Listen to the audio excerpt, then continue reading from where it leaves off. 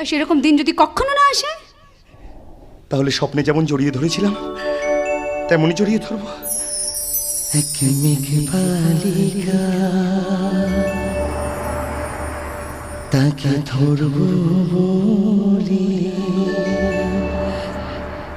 উড়তেছে আকাশে।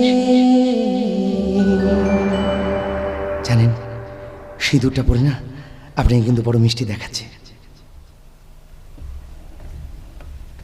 তার স্বপ্নগুলো কি সত্যি করে ভেসে যাব